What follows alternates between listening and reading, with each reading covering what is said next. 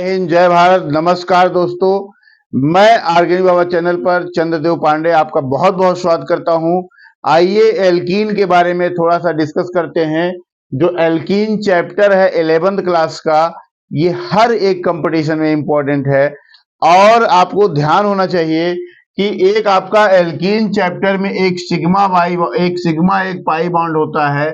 तो एल्कीन और कार्बोनिल जिसका दो चैप्टर स्ट्रांग है, कार्बोनाइल मतलब CO, तो CO में भी एक सिग्मा और एक पाई बॉन्ड होता है और C डबल बॉन्ड C में भी एक सिग्मा एक पाई बॉन्ड होता है। तो दो चैप्टर जिसके स्ट्रांग है, समझ लो उसकी ऑर्गेनिक बल्ले बल्ले है। तो बच्चों, यहाँ पर हम पहले एल्कीन के कुछ कैरेक्टर्स को डिस्कस करते हैं।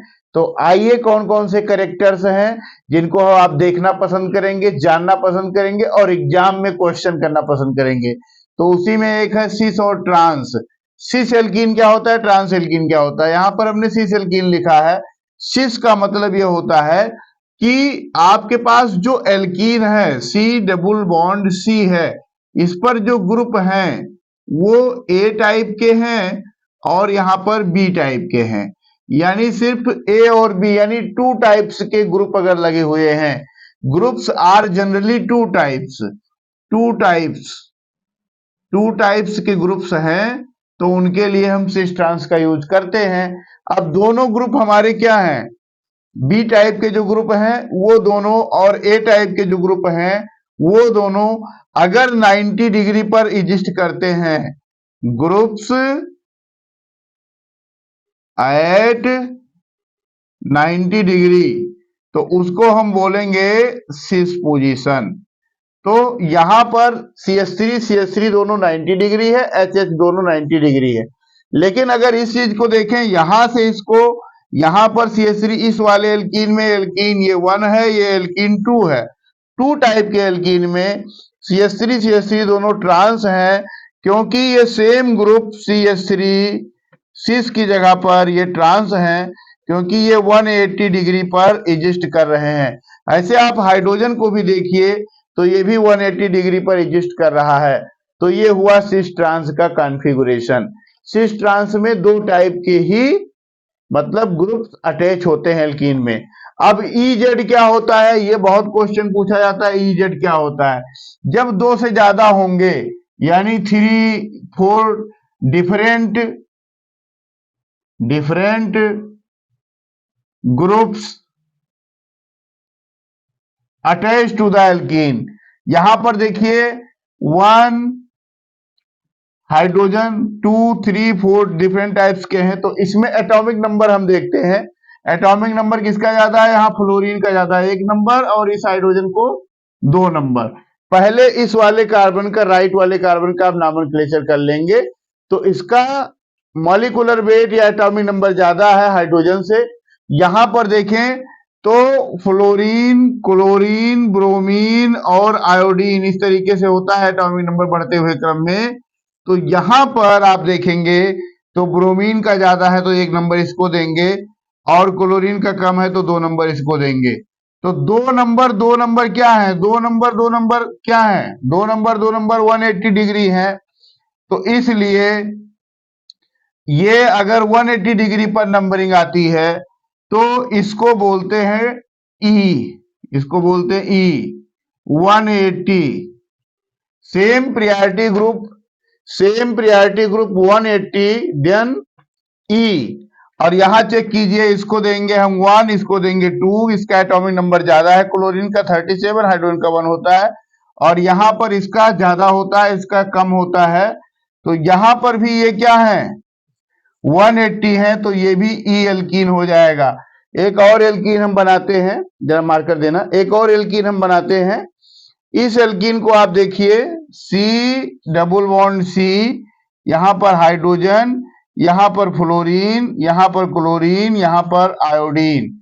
तो यहां पर जब प्रियॉरिटी नंबर देखेंगे तो इसको 1 नंबर प्रियॉरिटी, इसको 2 नंबर प्रियॉरिटी, यहां पर भी इसको 1 नंबर प्रियॉरिटी, इसको 2 नंबर प्रियॉरिटी। तो same priority group same side, same priority group same side, तो इसको बोलेंगे जेड एल्कीन।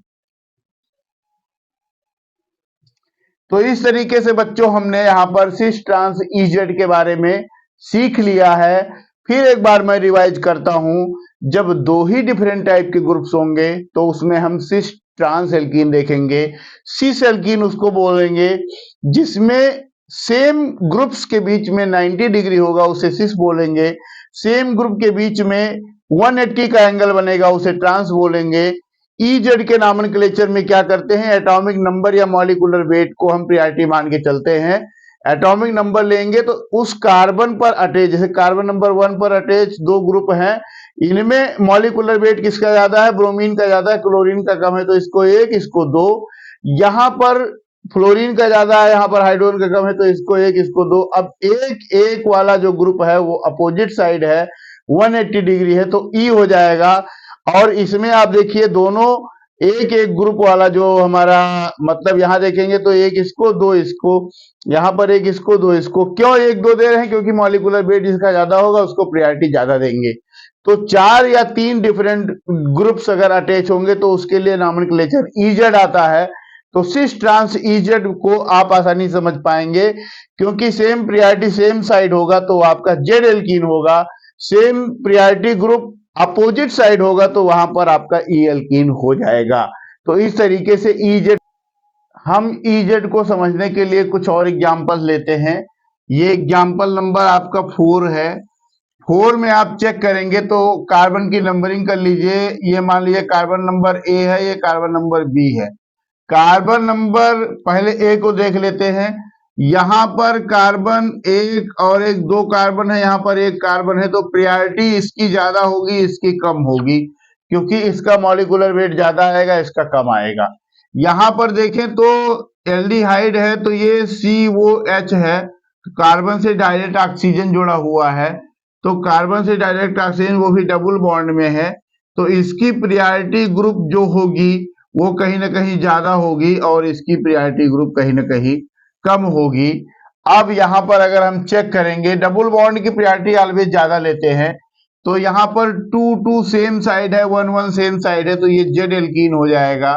जेड एल्कीन इसको बोलेंगे। इसको आप अगर चेक करें तो यहां पर डबल बॉन्ड है, COH है, एल्डिहाइड को ऐसे लिखते हैं, या CHO आप लिख लीजिए, दोनों चीजें सेम है। यहाँ एल्कोहल है तो एल्डिहाइड को प्रायोरिटी 1 देंगे क्योंकि डबल बॉन्डेड है, इसको 2 देंगे। अब ये आपका बी टाइप का कार्बन हो गया। ए टाइप का कार्बन अगर आप चेक करें तो यहाँ पर C6H5 है, इसका मतलब की हो गया कि ये आपका बेंजीन ग्रुप अटैच है, तो इसको प्रायोरिटी 1 दे देंगे, यहाँ पर CH3 को 2 दे देंगे। तो 2 और 2 क्या है, अपोजिट साइड है। 1 और 1 क्या है, अपोजिट साइड है, तो यहाँ पर ई एल्कीन हो जाएगा। तो ईजेड एल्कीन का नॉमेनक्लेचर आप 4 डिफरेंट ग्रुप्स में करते हैं। इसको चेक कीजिए, यहां पर अगर आप देखेंगे तो इसको 1 नंबर देंगे, इसको 2 नंबर देंगे, क्योंकि ए पर हमारे कार्बन पर जो ग्रुप्स अटैच हैं और बी पर जो भी अटैच है, इसको 1 देंगे, इसको 2 देंगे। तो 2 2 सेम साइड, 1 1 सेम साइड, तो ये आपका जेड एल्कीन हो जाएगा। तो इस तरीके से इसको आप चेक करेंगे तो यहाँ पर 1 नंबर ये हो जाएगा, 2 नंबर ये हो जाएगा, क्योंकि ये एसिड है। और यहाँ पर 1 नंबर ये हो जाएगा, ये 2 नंबर, क्योंकि यहाँ फ्लोरीन है, यहाँ कार्बन है। तो ये आपका same priority group opposite side, तो ये आपका हो जाएगा ई एल्कीन हो जाएगा। तो यहाँ पर ई जेड एल्कीन कैसे आप देखेंगे, जेड एल्कीन कब कहेंगे, जेड एल्कीन उसको कहेंगे कि same priority same side, same priority same side. और ई उसको बोलेंगे सेम प्रियोरिटी अपोजिट साइड।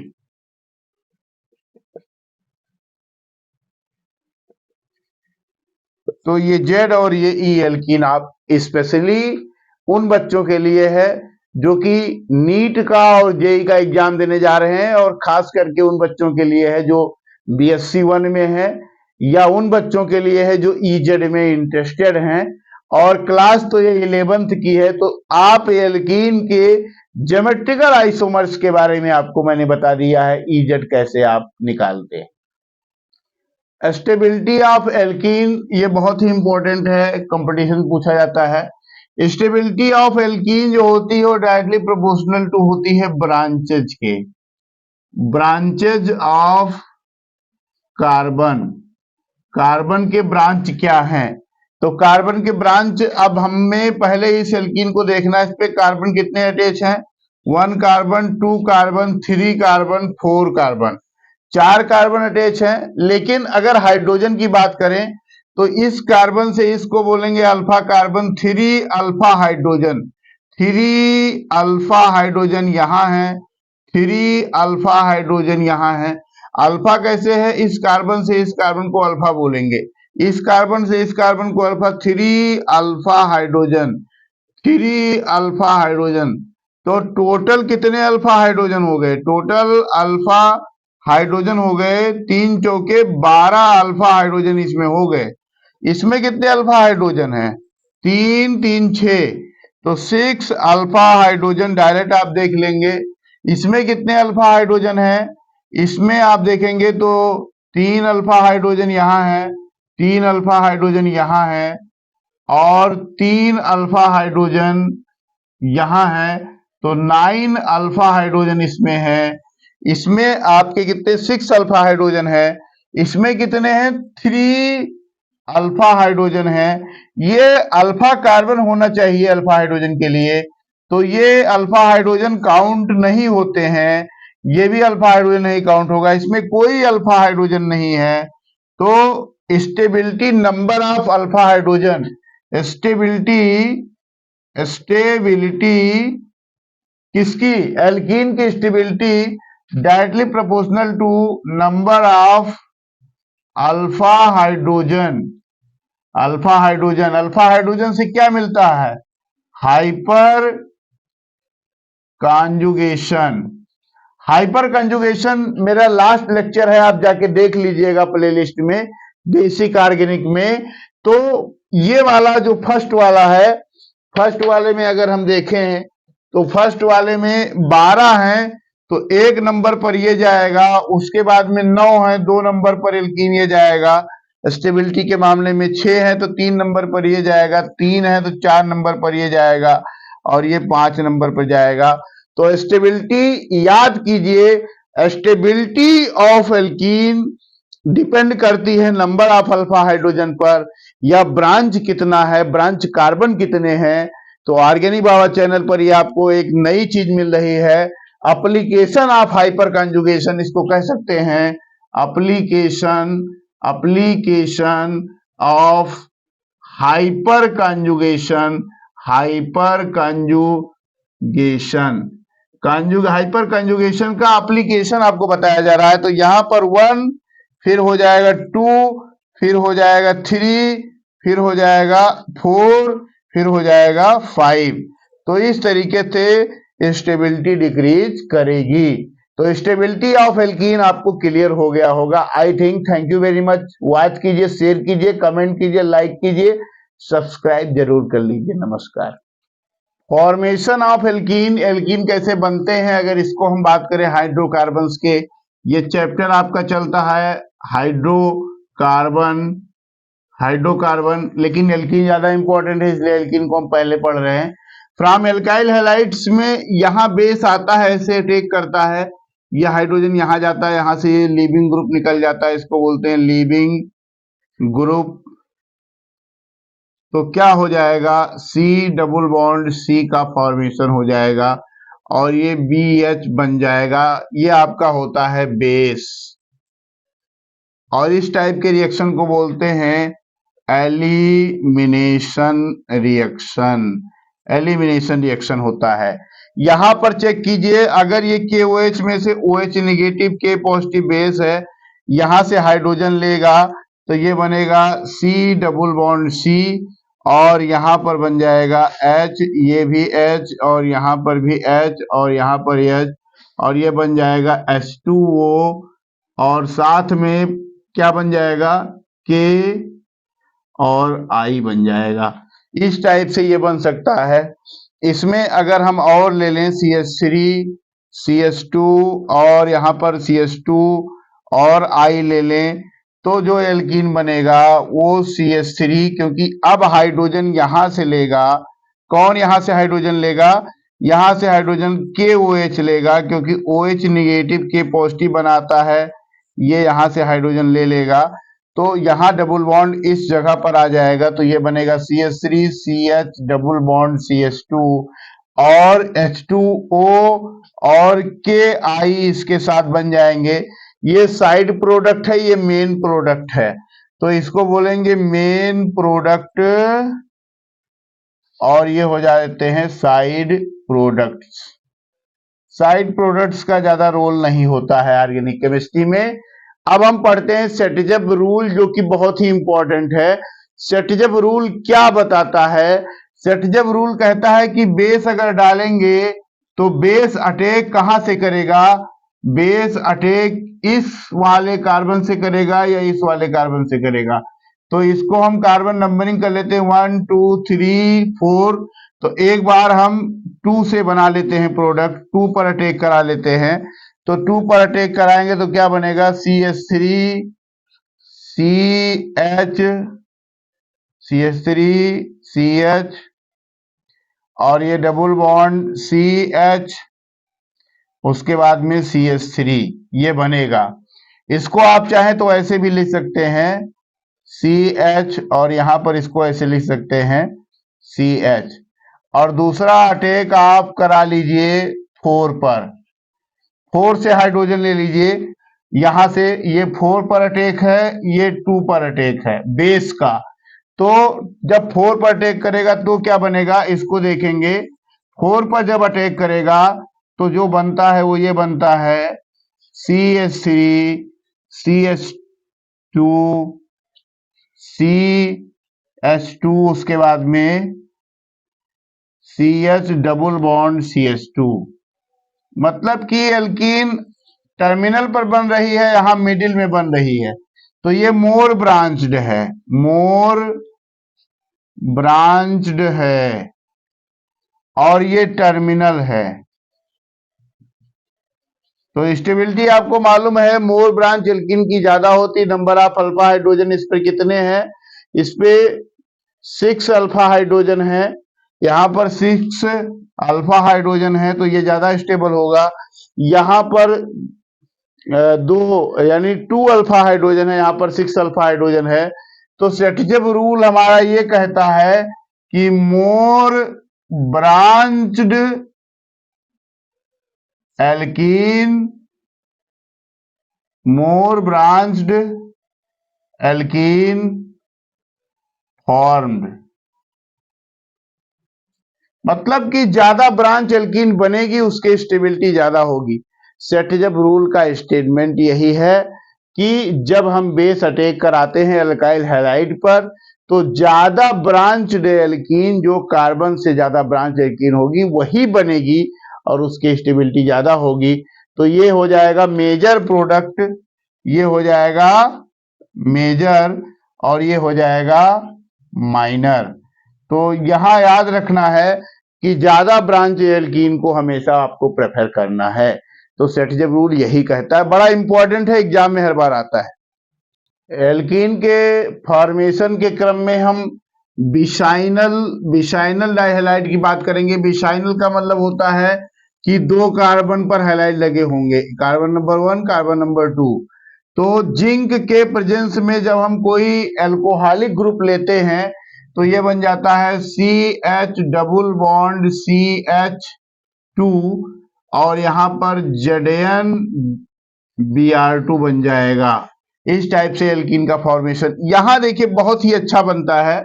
यहां पर ये CH2 और यहां पर भी CH2 और यहां पर भी CH2, इस टाइप से बन जाता है।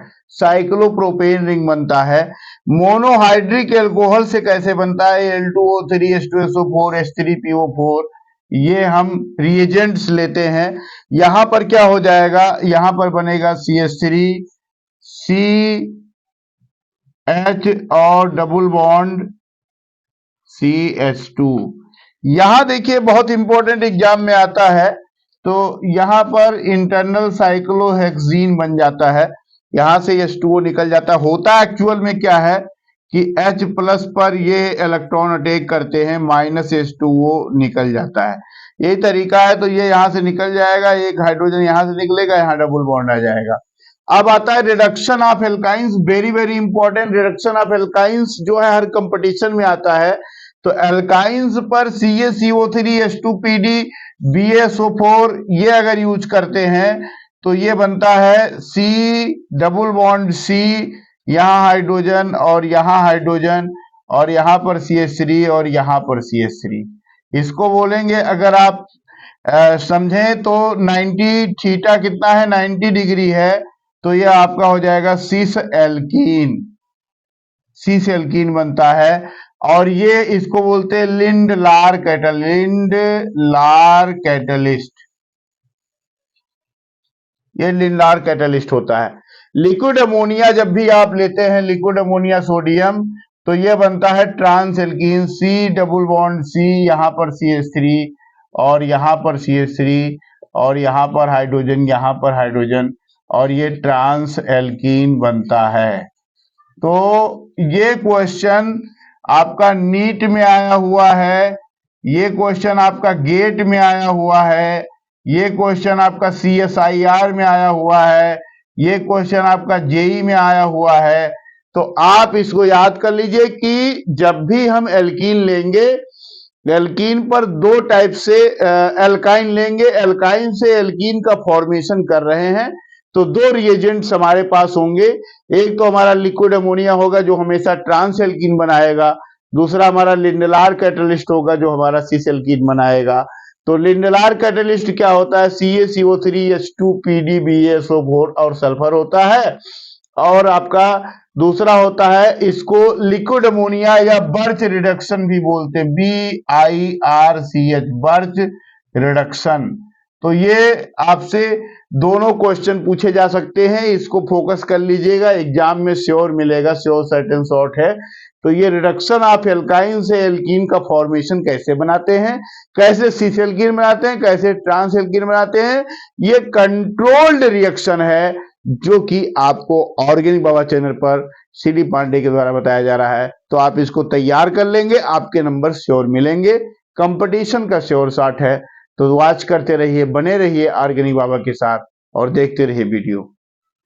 एक लास्ट मेथड और है, इसको अगर वाटर के साथ हम करें, CH2 और यहां पर हीट कर दें तो -2CO2 निकल जाता है और ये बन जाता है CH2 डबल बॉन्ड CH2 और प्लस H2 गैस निकलती है। तो यहां पर भी एल्कीन का फॉर्मेशन हो जाता है, इसको बोलते हैं कोल्बे मेथड। तो हमने एल्कीन बनाने के कई प्रोसीजर बता दिए, 7 नंबर प्रोसीजर है। अब मेल्टिंग पॉइंट की बात करें तो ट्रांस का जो मेल्टिंग पॉइंट होता है वो सिस से ज्यादा होता है। इट मींस कि CH3 और यहां पर हाइड्रोजन, यहां पर हाइड्रोजन, ये हमारा ट्रांस है, आपको मालूम है। और यहां पर CH3 और ये हाइड्रोजन और ये हाइड्रोजन, तो इसका ज्यादा होगा। डाइपोल मोमेंट की बात करें तो डाइपोल मोमेंट ट्रांस का जो होता है, म्यू जो होता है वो 0 होता है, तो यहां पर सिस का ज्यादा होगा। तो डाइपोल मोमेंट सिस का जो होता है वो ज्यादा होता है, सिस इज ग्रेटर देन ट्रांस होता है।